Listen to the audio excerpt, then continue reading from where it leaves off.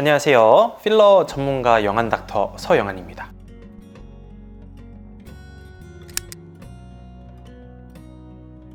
필러 부작용을 좀 예방하려면은 아무래도 초음파를 봐야겠죠.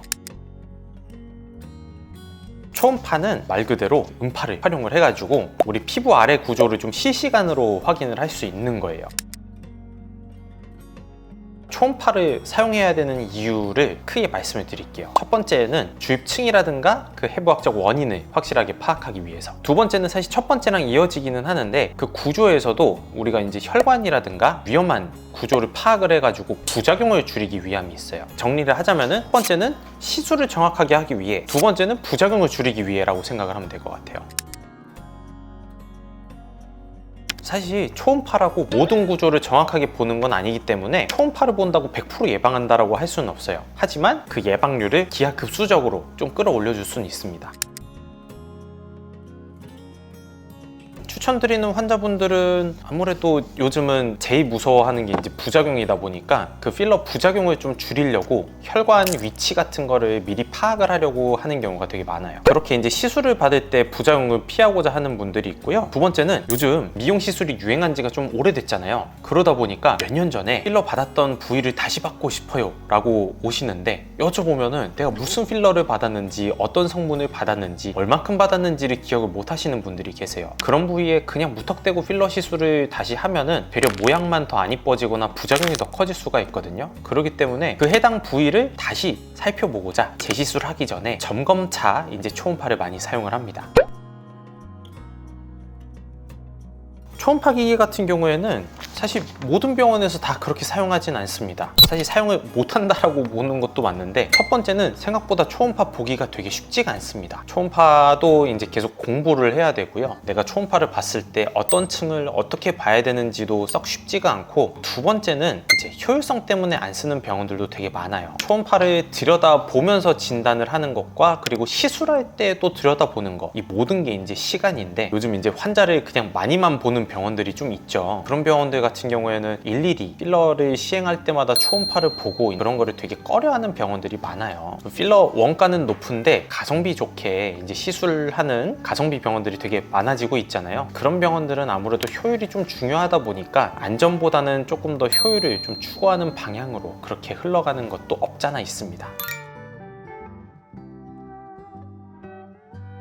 필러 부작용이 많다라고 느끼시는데, 사실 생각보다 필러 부작용은 많지만 많지 않아요. 무슨 소리냐? 필러가 우리가 부작용이 좀 있다라고 생각하는 거는 필러를 하는 분들이 사실 그만큼 많아서입니다. 1000명의 시술을 하고서 1명의 부작용이 발생을 했다라는 것보다, 사실 뉴스에서는 10,000명, 20,000명의 시술을 했는데 10명 정도의 부작용이 나타났다라고 하면은 이 퍼센트가 아니라 단순히 부작용이 몇 명이 나타났었다, 이런 식으로 이제 자극적인 보도만 하게 됩니다. 사실 필러 자체의 부작용률 퍼센트는 그렇게 높지는 않아요. 하지만 필러 시술을 받는 분들이 그만큼 많고, 그거를 찾는 분들이 많아서 이제 좀 교육이 제대로 되지 못한 의사 선생님들이 좀 많다 보니까 그것까지 이제 곁들여져서 부작용의 숫자가 되게 많은 것처럼 이제 좀 느껴지고 있죠.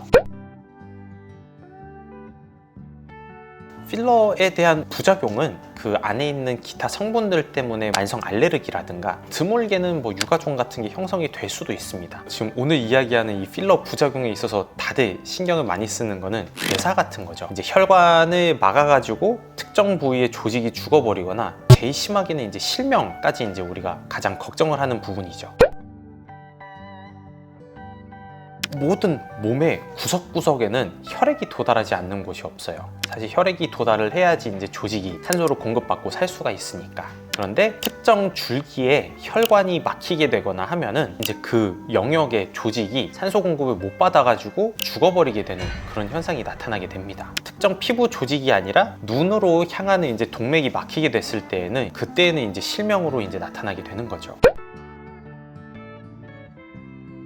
아무래도 초음파가 곧 시간이니까 저도 매번 보는 거는 아니지만 필요한 분들은 이제 말씀드려서 보기도 하고, 저도 아무래도 병원을 운영하는 입장이니까 그러지 않겠어요? 어쨌든 만약에 정말 위험한 부위라든가 정말 애매하든가 하면은 저 같은 경우에는 굳이 받지 않고도 이제 필러를 보는 경우가 가끔 있기는 합니다. 아까도 말씀드렸지만 제일 무서워하는 게 이제 보통 실명이거든요. 우리 얼굴의 동맥이 안구 쪽으로 향하는 몇 군데들 위험한 곳들이 있어요. 예를 들어서 팔자 쪽이라든가 아니면 코 쪽이라든가 혹은 미간 혹은 바깥쪽 이런 쪽을 이제 조심을 해야 되는데, 이런 부분이 좀 위험하다고 판단이 들 때에는 이제 저도 초음파를 보게 되고요. 혹시 초음파를 보지 않는다고 할 때에는 시술을 굉장히 조심스럽게 합니다.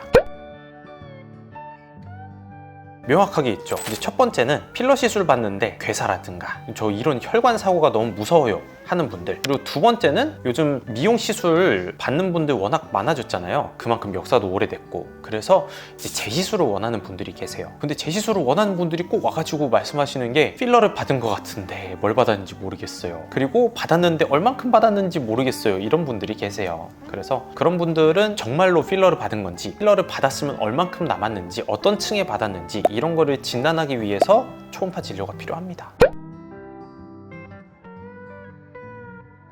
이 영상을 보시는 분들 얘기만 들으면은 뭐 초음파를 꼭 안 보면은 뭐 큰일 날 것 같지만, 초음파를 본다고 해서 부작용이 다 예방되지 않는 건 아니에요. 예를 들어서 인체의 신비라고 하나요? 그거에서 이제 얼굴을 보면은 우리가 혈관이 정말 모든 곳에 다 있거든요. 그런 모든 부위를 다 피해서 우리가 필러를 쏜다는 거는 마치 꼭 비사이로 막가랑 이제 비슷한 개념이라고 생각을 하면 돼요. 하지만 분명한 거는 우리가 피해야 되는 혹은 피할 수 있는 그런 부위들은 명확하게 존재를 합니다. 굵은 혈관만이라도 주입되는 거를 좀 피하기 위해서는 초음파가 있는 게 굉장히 좀 안전하기도 하고, 그리고 혹시라도 지금 뭐 괴사라든가 그런 거를 제외하고서 다른 부작용을 이제 진단을 하고 시술을 받는 데 있어서는 초음파가 굉장히 중요한 역할을 한다라고 생각을 해요. 결론은 초음파라고 해서 모든 거를 예방해 주지 않습니다. 하지만 초음파는 확실하게 많은 거를 예방해 주고 더욱 많은 문제점을 진단하고 해결할 수가 있어요. 그렇기 때문에 초음파를 볼 수 있는 곳에 가급적이면 시술을 받는 거를 꼭 추천을 드립니다. 조금 본격적으로 뭐 부작용과 초음파에 대한 이야기를 나눠봤는데요. 좀 궁금한 게 있으시다면